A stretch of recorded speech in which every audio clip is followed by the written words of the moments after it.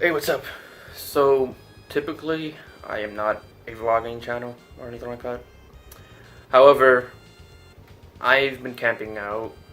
I'm gonna start camping out for the Super Nintendo Classic soon. About it's technically 3 days, but it's more 2 days because they're having a midnight launch, they're having a party, they're doing all these things, and it's gonna be really cool. Uh, so I don't really have a good camera, so all I have is my phone. This is where all this is coming from. So the quality might not be the best, but it's what I got. So uh, I'm going to try my best to record what I can. I'm still pretty much a camera shy person, so hopefully it comes out well. Alright? So right now I'm just at home, and soon I'm going to head out. It's about 6 in the morning right now. I'm going to get dressed, get all my stuff together, get a chair I got prepared over there, and yeah, I'm gonna head out and do this thing. Just know that I will be hanging out with C&D and all the other people who are gonna be waiting at the line. Right now, I'm queued for second. C&D is obviously first. He's been waiting 10 days because he's insane. And yeah, hope everyone's really cool. Everyone's been really great, and that's it. So, see ya. I'll talk to you guys later, and hopefully this comes out great. Bye. Hey everyone. So, really quick, just gonna talk about my experience waiting for the Nintendo Classic, Super Nintendo Classic at Nintendo New York. Trying to keep this short. This is just a quick video, and not something I mean to take too much of your time with. So here we go. So I got there at around exactly 9 o'clock, if I remember. It was just C and D and myself and one other person, if I'm remembering it correctly. And so what happens is we wait there for several hours, and at some point during the entire thing, I decided to give my second spot to this one woman who was there for 2 days straight. Technically speaking, the woman should actually have been first, since me and C&D had left and then came back, doing that whole process. I'm sure you know it if you watch C&D's videos. So, but you know what? I didn't want any problems with her. I didn't really care too much about the exact placement, considering we were all getting the same exact item at the same exact time, and we were all guaranteed perfectly fine. So I just, I went behind her. And if you don't know who I am, on C&D's video, I believe it's day 9 or day 8, one of those 2 days where I show up. My name is Lewis, and I'm there just for just a bit. I don't really show up too much in the videos, but I'm there, and for the most part, it went well. Other than a couple of hiccups with some scalpers, or what we believe to be scalpers, but we're pretty confident that they were. If you watch C&D's video, you'll see that there was a commotion at some point in the Nintendo New York store, where basically people in the back, I think some of them were in cars, some of them were just way behind 150. They had decided to run up ahead once the wristbands came out. Once the Nintendo staff came out with wristbands. So once that happened, there was a big commotion, just a large, huge commotion and fighting. I heard from some people that were on like 70th in place talk about how there were actual fists being thrown. So it was a little crazy. It was insane. So fast forward from there. This is my first time ever camping out in any way, and it was different for myself. I was a little nervous, but it went well. Nothing problematic happened. The hardest part was probably the time between midnight to 5 a.m. where there aren't any stores open to get anything to eat or use the bathroom or anything like that. But it wasn't too bad. It was actually pretty entertaining for the most part. I met a lot of cool people there. I got to talk to several YouTubers. Caught up with several YouTubers that I had met beforehand, like Nintendo Cade. I got to meet some of the people that C&D talks to all the time. C&D himself, his editor Jordan, and it was fun. It was a great time. I thinking about probably doing it again for Mario Odyssey. Maybe, hopefully, getting a little more footage of myself actually there.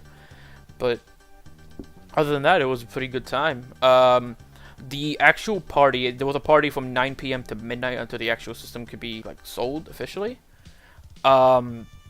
was entertaining. They basically made 4 different booths or sets, essentially, and these were all 90s themed, with the person running them being dressed as if they were from the 90s. And we got to play the Super Nintendo Classic, a bunch of different games. We played A Link to the Past, Super Ghouls and Ghosts. What else was there? I believe there was Super Mario Kart and Star Fox. It was Star Fox, and it was great. The only problem was that because of there being 150 people inside, there was a lot of waiting for the games that took longer to like die in. For instance, like Star Fox, because it has a beginning cutscene and they have to choose their controls, and what was it? The A Link to the Past also took a while itself too.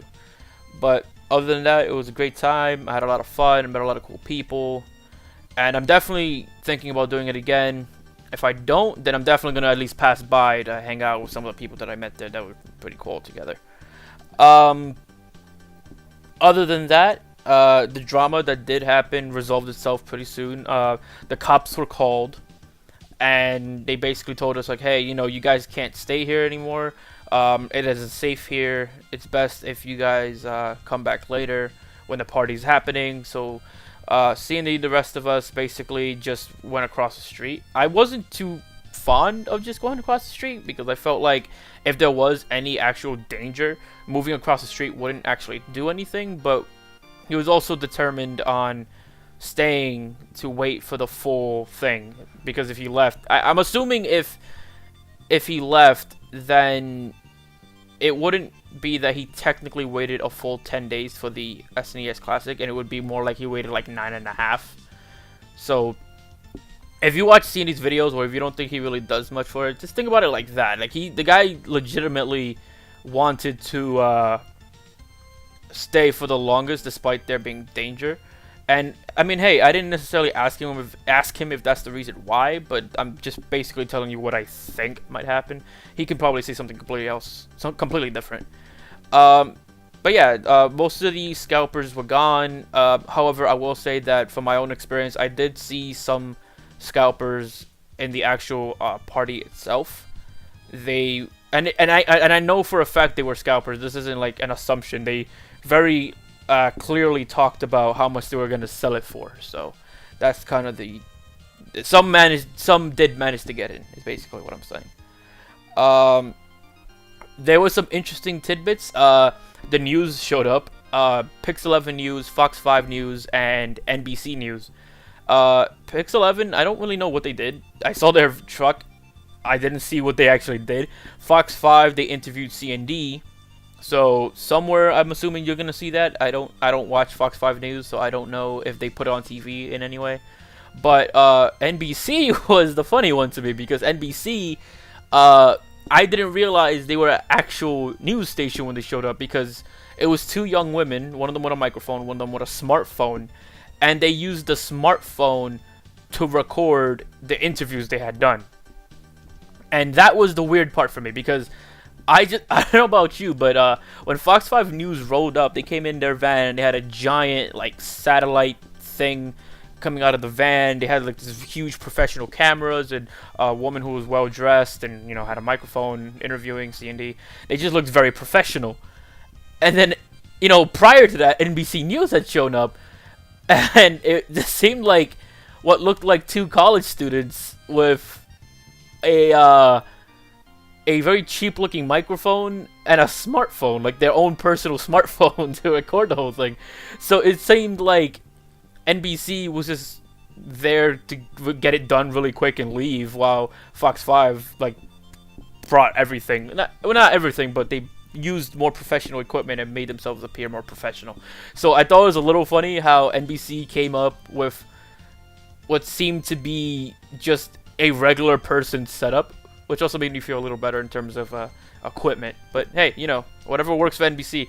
You can find the NBC article about the whole thing. They didn't just talk about the drama, though. They talked about many different things. They talked about the line in general. You can even see myself when they are interviewing a specific person, Ronaldi. You can see myself in the background just looking at the scalpers, which was kind of embarrassing at first. But you know what? If you guys want to check that out, it will be in the description down below. And I guess that'll be it. I'm Shifty, but you can always just call me Shifty. And I'll talk to you guys next time. Later. Hey buddy, I'm talking to you. Thanks for coming now. Pay your tab and screw. Make like a drum and beat it. Make like a tree and leave. All you fellas and Cinderellas, I'm giving you the heat. Get the fuck out of here.